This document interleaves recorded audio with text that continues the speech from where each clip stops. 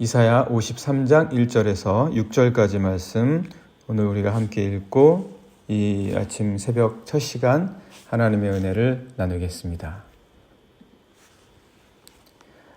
우리가 전한 것을 누가 믿었느냐? 여호와의 팔이 누구에게 나타났느냐? 그는 주 앞에서 자라나기를 연한 순 같고 마른 땅에서 나온 뿌리 같아서 고운 모양도 없고 풍채도 없은즉 우리가 보기에 흠모할 만한 아름다운 것이 없도다. 그는 멸시를 받아 사람들에게 버림받았으며 강고를 많이 겪었으며 질고를 아는 자라. 마치 사람들이 그에게서 얼굴을 가리는 것 같이 멸시를 당하였고 우리도 그를 귀히 여기지 아니하였도다. 그는 실로 우리의 질고를 지고 우리의 슬픔을 당하였거늘 우리는 생각하기를 그는 징벌을 받아 하나님께 맞으며 고난을 당한다 하였노라. 그가 찔림은 우리의 허물 때문이요 그가 상함은 우리의 죄악 때문이라. 그가 징계를 받음으로 우리는 평화를 누리고 그가 채찍에 맞음으로 우리는 나음을 받았도다. 우리는 다 양 같아서 그릇 행하여 각기 제 길로 갔거늘 여호와께서는 우리 모두의 죄악을 그에게 담당시키셨도다. 아멘. 이사야는 오늘 본문 말씀 1절에서 우리의 전하는 것을 누가 믿었냐 이렇게 말합니다. 사실 믿기 힘들죠. 이사야가 말한 게 뭡니까? 그리고 이사야와 같은 선지자들이 말한 게 뭡니까? 특별히 이사야는 고레스가 페르시아의 고레스가 생판 관계없는 이스라엘을 다시 고국으로 보내서 자유롭게 하기 위해서 기름 부음을 받았다. 이 말을 하는 거거든요. 심지어 선지자들이 말한 것이 그것뿐입니까? 그것만이 아니죠. 선지자들이 말한 것 전부를 생각해 보면 대략 아브라함 때부터 하나님께서 이스라엘을 택해서 부르셨다는 거 아닙니까? 그런데 지금 그들이 어떻게 되어 갑니까? 포로로 사로잡혀가고 핍박받고 있지 않습니까? 그러니 택하셨다? 하나님이 골라서 부르셨다? 특별하게 여기셨다? 그걸 어떻게 믿습니까? 하나님이 특별히 사랑하신다? 너희들을 특별히 원하신다? 그 말을 누가 믿냐고요? 그리고 모든 축복의 말씀을 다 주시고 그들을 위해서 홍해를 가르시고 광야에서 인도해 주셨다. 이런 말들을 도대체 선지자들이 한들 포로로 사로잡혀갈 그 백성, 아니 포로로 사로잡혀 있는 그 백성들에게 한들 그들이 이 말을 누가 믿겠습니까? 그러니까 이사야가 이렇게 말하는 거 아닙니까? 오늘 1절 말씀 보시면 우리가 전하는 것을 누가 믿었느냐? 못 믿죠. 아무리 좋은 말을 한들 그거 그냥 우리 듣기 좋으라고 하는 말 아니냐. 맨날 똑같은 말. 맨날 홍해를 갈랐다. 맨날 너희들은 구원받았다. 맨날 너희들은 하나님께서 축복해 주셨다. 믿어라 믿어라 이런 말만 한다 이렇게 말하죠. 그리고 약속의 땅을 기업으로 주시겠다 하는 그런 약속들, 이게 약속이다. 너희들의 영원한 약속이다. 아니 포로로 사로잡혀 와 있는데 그리고 또 끌려갈 것인데 어떻게 그 말을 약속의 땅이다. 이거는 너희에게 영원한 기업으로 주셨다. 이 말들을 어떻게 믿냐고요. 그러니까 이사야가 하는 말이 맞죠. 우리가 전한 것을 누가 믿었냐. 하나님께서 우리를 지켜주시고 보호해주시고 이 말씀들을 과연 우리가 잘 믿고 받아들이겠냐. 많은 사람들이 믿지 못하죠. 많은 사람들이 내가 이미 충분히 믿었다고 말하죠. 믿을 만큼 믿었다. 할 만큼 했다. 이렇게 생각을 합니다. 정말 믿을 만큼 믿었냐? 정말 할 만큼 했냐? 이스라엘 백성들이라면은 할 만큼 했다. 믿을 만큼 믿었다. 그렇게 말한다고 해도 우리보다는 더 믿은 것 같아요. 우리보다는 지금의 우리들보다는 이스라엘 백성이 더 믿은 것 같아요. 그런데 심지어 이스라엘 백성들조차도 믿을 만큼 믿었냐라는 거죠. 지금 이사야가 그 말하는 거 아닙니까? 우리의 전한 거를 누가 믿었냐? 믿기나 했냐? 제대로 믿은 적이 있냐? 솔직히 완전히 믿어본 적이 있냐? 그 말 하는 거죠. 믿지 못했기 때문에 선악과 먹은 거 아닙니까? 믿지 못했기 때문에 약속의 땅에 남지 않고 애굽으로 아브라함 그리고 이삭, 야곱의 가족들이 계속 줄기차게 내려갔던 거 아닙니까? 약속의 땅에 머물러라 해도 계속 애굽으로 틈만 나면 내려가려고 했던 거. 믿지 못해서 그런 거죠. 이스라엘 백성들이 애굽을 나와서 약속의 땅으로 바로 코앞에 들어갈 수 있는데 가데스 바네아에서 안 갔잖아요. 믿지 못해서 안 간 거 아닙니까? 그리고는 강약길로 들어갔죠. 그래서 40년 동안을 머무르게 됩니다. 믿지 못해서 안 간 거예요. 결국은 마지막으로 바벨론의 포로로 와 있는 거 아닙니까? 그러다가 2000년 동안 떠돌아다니게 되죠. 그들에게는 믿지 못해서 한 실패가 수두룩합니다. 결국은 믿지 못한 거예요. 안 믿은 거예요. 그런데 생각하기는 우리는 충분히 믿었다. 우리는 할 만큼 했다. 우리는 믿을 만큼 믿었다. 이렇게 말하는 거죠. 그러나 이사야는 말하는 거죠. 우리의 전한 거를 누가 믿었냐? 누가 믿었다 그래? 누가 믿을 만큼 믿었다 그래? 그렇게 말하는 거죠. 그래서 우리 주님께서도 그렇게 말씀하시잖아요. 예수님께서도 인자가 올 때에 내가 믿음을 과연 보겠냐? 내가 믿음이라는 것을 사람들에게서 찾아볼 수 있겠냐? 믿음으로 살아가는 사람들을 내가 정말 볼 수 있겠냐? 주님이 그렇게 말씀하십니다. 한번 잠깐 말씀을 보시면 누가복음 18장 8절입니다. 내가 너희에게 이르노니 속히 그 원한을 풀어주시리라. 모든 것들, 모든 삶의 문제들을 풀어줄게. 내가 풀어줄게. 그런데 내가 믿음을 보겠냐? 이 말씀이시죠. 계속해서 누가복음 18장 8절 하반절을 읽으면 그러나 인자가 올 때에 세상에서 믿음을 보겠느냐 하시니라. 과연 믿음을 볼 수 있겠냐? 믿음을 가진 자가 있냐? 사실 진짜 믿음처럼 살아가는 자가 있냐? 그래서 이사야는 계속해서 이렇게 말했습니다. 우리의 전한 것을 누가 믿었냐? 이스라엘 백성뿐만이 아니라 그들은 좀 낫죠. 우리는 지금의 우리는 역시 아담의 후예 아닙니까? 아담의 후예로서 믿지 못하는 한계를 가지고 있습니다. 그런데 어떻게 우리가 믿음에 실패하지 않고 그 믿음을 온전히 이룰 수 있겠습니까? 우리도 아담의 후예예요. 이스라엘보다 더 못하면 못했지 더 잘하지는 않습니다. 그런데 우리가 과연 많은 선지자들과 말씀이 그 전한 바를 믿냐고요. 우리가 정말 믿음대로 살고서 우리는 믿는 대로 한번 해봤는데 안 되더라 그 말을 하겠냐고요. 우리는 못합니다. 우리는 믿음의 삶 못 살아요. 믿음대로 살 수가 없어요. 믿음 갖고 살 수 없습니다. 우리는 한 번도 그렇게 할 수가 없어요. 그래서 예수 그리스도를 통해서 가능하다. 예수 그리스도의 믿음. 예수 그리스도께서 왜 이 땅에 오셨습니까? 믿음 보여주려고 오신 거예요. 믿음이란 이런 것이다 라고 그 믿음의 삶으로 살아가는 삶이 어떤 것인지 우리가 너무 모르니까 믿음으로 안 살면서 우리는 믿음으로 살았다고 생각을 하니까 그래서 예수 그리스도께서는 이 땅 가운데 오셔서 믿음이 이것이다. 하나님을 믿는 것, 하나님을 아버지로 믿는 것, 그것은 바로 이런 삶이다 라고 예수님께서 이 땅 가운데 바로 그 목적으로 오셨다.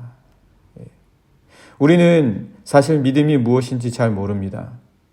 오직 예수 그리스도를 통해서만 합니다. 그래서 이사야가 분명히 말하는 것, 과연 믿음을 갖고 있냐? 우리가 전한 바를 누가 믿었냐? 오직 한 분, 믿음을 온전하게 보여주실 수 있는 분은 그리스도 예수이시다. 우리는 믿음대로 살 수 없다. 이것부터 인정하고 이것부터 우리가 그러한 자들이다. 믿을 만큼 믿어봤다. 할 만큼 했다라는 그런 우리 자신에 대해서 알지 못하는 그런 말들이 아니라 오직 예수 그리스도께서만 믿음으로 온전히 이 땅 가운데의 삶을 사셨다. 우리가 분명히 확실히 알아야 합니다. 그래야 믿음 때문에 내가 실망하지 않아요. 안 그러면 내가 믿을 만큼 믿어봤다 이렇게 생각을 하거든요. 이사야는 계속해서 하나님의 팔이 누구에게 나타났냐 이렇게 말을 합니다. 1절 말씀 계속해서 보시면 우리가 전한 것을 누가 믿었느냐 이렇게 이사야가 말을 하죠. 오직 예수 그리스도께서만이 그렇게 사셨다. 우리는 그렇지 못하다. 그거를 이사야가 좀 너희가 알아라 그렇게 말하면서 여호와의 팔이 누구에게 나타났느냐 이렇게 말합니다. 누구에게 나타나겠습니까? 여호와의 팔이 능력이신데 여호와의 능력의 팔이 누구에게 나타나겠습니까? 오직 믿음을 통해서 온전하게 믿는 자들에게 나타나지 않겠습니까? 그러니까 믿지 못하는 자들에게 어떻게 여호와의 팔이 나타나겠어요? 어떻게 능력이 나타나겠습니까? 믿지 못하는데. 그럼 믿는 자는 어떤 자들입니까? 예수님 보면 알죠? 예수님 보면 믿음이 뭔지 알 수 있습니다. 예수님에게서 여호와의 팔이 그래서 나타난 거예요. 온전한 믿음을 보여주신 그리스도 예수의 삶 한번 보죠.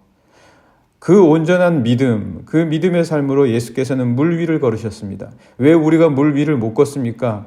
믿지 못하니까 물 위를 못 걷는 거죠. 파도를 잠잠케 하셨습니다. 왜 우리는 파도를 잠잠케 못합니까? 5,000명을 먹이셨습니다. 죽은 자를 살리셨습니다. 38년이나 된 병자를 고치셨습니다. 돌에 맞아 죽기 전에 여인을 그 죽음에서부터 구해내셨습니다. 변화산에 올라가서 변화되셨습니다. 왜 우리가 변화되지 못합니까? 믿지 못하니까 변화 못 되는 거죠. 하루라도 변화가 될 수 있겠습니까? 하루치의 분량의 믿음이라도 우리에게 있습니까? 귀신 들린 자를 해방시키셨습니다. 왜 우리가 귀신 들린 자를 해방 못 시킵니까? 믿지 못하니까 못 시키는 거예요. 어부들을 제자로 만드셨습니다. 사울을 바울로 바꾸셨습니다. 왜 우리는 그렇게 못합니까? 왜 그런 여호와의 팔이 나타나지 않습니까? 그렇게 기도하고 그렇게 믿습니다 말하는데도 왜 못합니까? 우리는 아담의 후예입니다. 우리는 믿지 못해요. 온전하게 믿음의 삶으로 살아가지 못한다는 얘기예요. 그럼 도대체 이것들이 우리의 삶에서 가당키나 한 것입니까? 오직 그리스도 예수를 통해서만 가능하다는 거예요. 예수께서는 온전한 믿음을 보이셨지 않습니까? 우리가 못하니까 예수 그리스도만이라도 그 삶을 흉내만이라도 내봐라. 예수님처럼 살아가려고 조금이라도 노력만이라도 해봐라. 예수님처럼 좀 따라가 보려기라도 해봐라.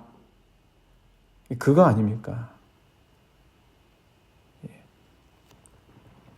예수님만의 온전한 믿음, 하나님의 아들로서 아버지를 믿으시는 그 온전한 믿음, 예수님이 다 보여주신 거 아닙니까?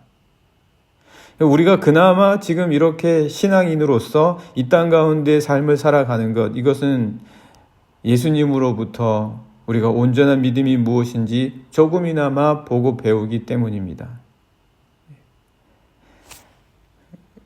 예수님이 가르치신 믿음의 삶은 어떤 겁니까? 예수님이 가르치신 믿음의 삶은 뿌리와 같습니다. 나에게 믿음이 있는지 보려면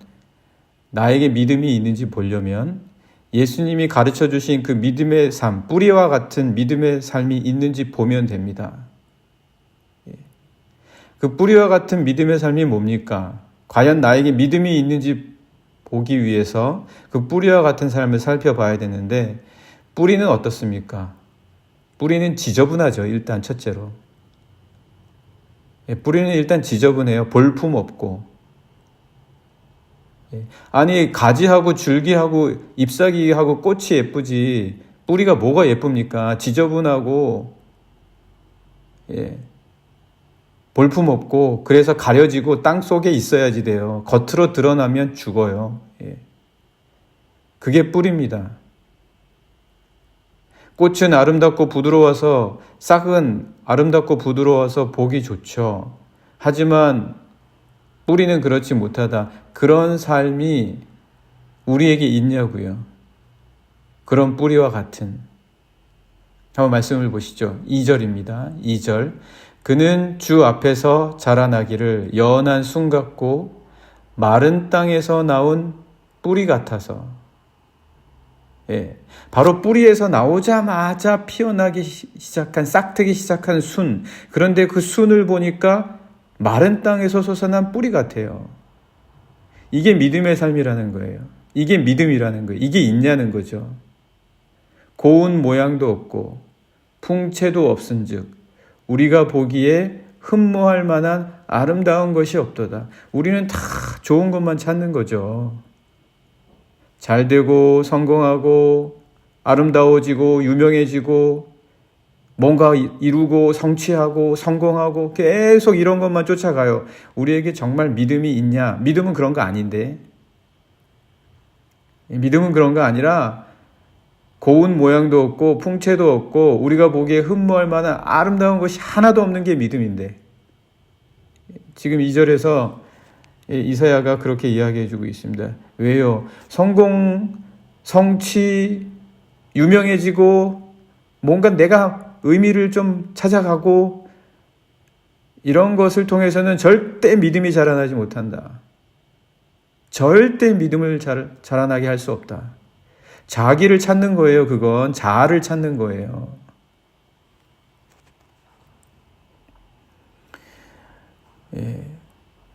그래서 이렇게 볼품없고 무시되며 가려지고 숨겨져 있는 것, 이게 뿌리예요.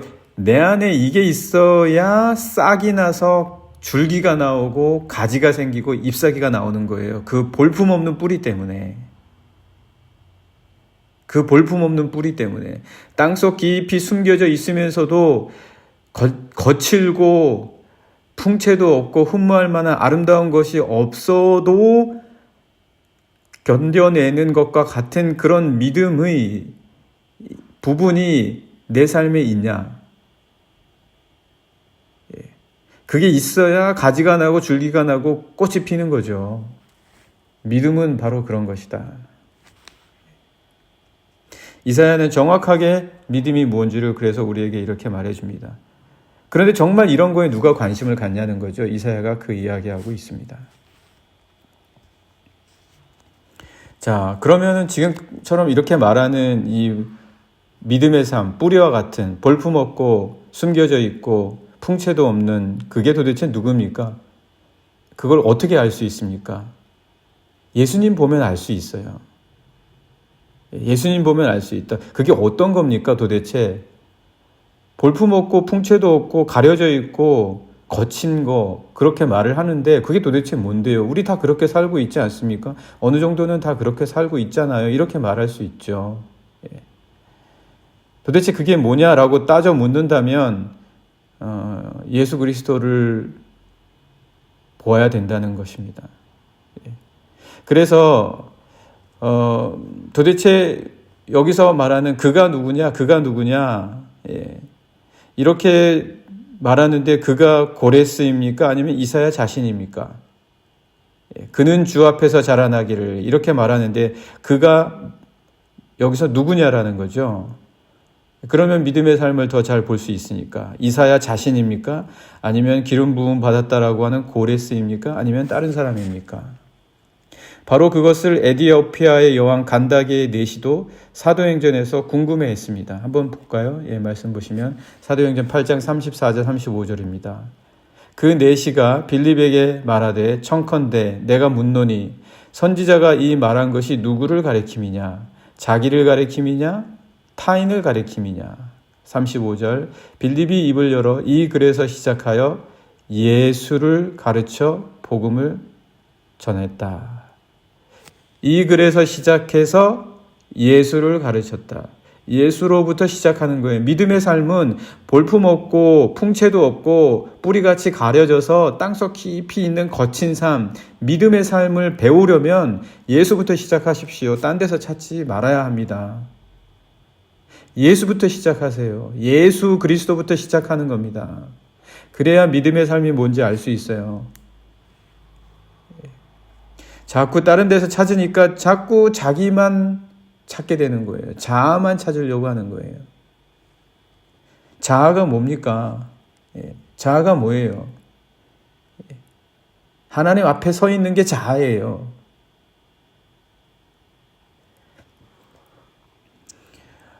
네, 그래서 이사야가 예수님이 오시기 500년 전부터 이 말씀을 계속해서 하는 이유는 그가 풍채도 없고 뿌리와 같은 삶을 살면서 너희에게 믿음을 가르쳐 주실 것이다. 그가 그렇게 하실 것이다. 이 말을 하는 이유는 오직 예수 그리스도, 바로 예수 그리스도부터 시작해야 하기 때문입니다. 그래야 우리가 하나님 앞에 서 있는 자아를 찾게 되기 때문입니다. 어느 누구도 예수 그리스도만큼 질고와 아픔을 대신 감당할 수 없어요. 뿌리를 찾아갈 수 없어요. 질고와 아픔을 대신 감당하기에 충분한 인격을 가진 사람은 오직 예수님밖에 없습니다. 누가 질고와 아픔을 감당합니까? 누가 할 만큼 했다고 말할 수 있습니까? 교회 학교에서 한 반을 가르치는 것도 벅찹니다. 큐티그룹에서 하나를 감당하는 것도 쉽지 않아요. 누가 대신 질고를 감당합니까? 우리는 그거 못해요. 조금 하다가 지쳐서 못한다고 말하죠. 조금 하다가 쉬어야지 되고. 그런데 모든 인류, 하나도 감당하기 힘든데 모든 인류의 연약함을 짊어진다는 것은 인간에게는 있을 수 없는 일입니다. 한 사람 앞에서도 버벅대는 게 우리지 않습니까? 그런데 한두 사람을 대신해서 매를 맞을 수도 있어요. 감옥에 갈 수도 있어요. 벌을 받을 수도 있어요. 그런데 모두를 위해서 대신 매를 맞고 죽는다? 그럴 만한 영향력이 누구에게 있습니까? 그럴 만한 인격과 속죄의 용량과 깊이가 있는 사람이 누가 있습니까? 예수 그리스도. 그래서 예수 그리스도에게서부터 시작하라는 거예요. 네, 말씀을 잠깐 보시면은요. 3절 그는 멸시를 받아 사람들에게 버림받았으며 강고를 많이 겪었으며 질고를 아는 자라. 마치 사람들이 그에게서 얼굴을 가리는 것 같이 멸시를 당하였고 우리도 그를 귀히 여기지 아니하였도다. 4절 그는 실로 우리의 질고를 치고 우리의 슬픔을 당하였거늘 우리는 생각하기를 그는 징벌을 받아 하나님께 맞으며 고난을 당한다 하였노라. 5절 6절 시간이 없어서 바로 읽고 그냥 마치겠습니다. 그가 찔림은 우리의 허물 때문이요 그가 상함은 우리의 죄악 때문이라. 그가 징계를 받음으로 우리는 평화를 누리고 그가 채찍에 맞음으로 우리는 나음을 받았도다. 6절 우리는 다 양 같아서 그릇 행하여 각기 제 길로 갔거늘 여호와께서는 우리 모두의 죄악을 그에게 담당시키셨도다. 우리의 삶이 있어야 자기 길로 가지 않고 그리스도 예수께서 보여주신 하나님의 길로 온전히 갈 수 있습니다. 거기서부터 풍성한 인격과 성품과 믿음의 삶이 시작될 줄 믿습니다. 함께 같이 기도하기 원합니다. 하나님, 예수 그리스도 안에서 시작하게 해주십시오. 우리는 온전한 믿음을 보일 수 없습니다. 그리스도 예수를 본받아 온전한 믿음을 보이게 하여 주시옵소서. 함께 같이 기도하시겠습니다.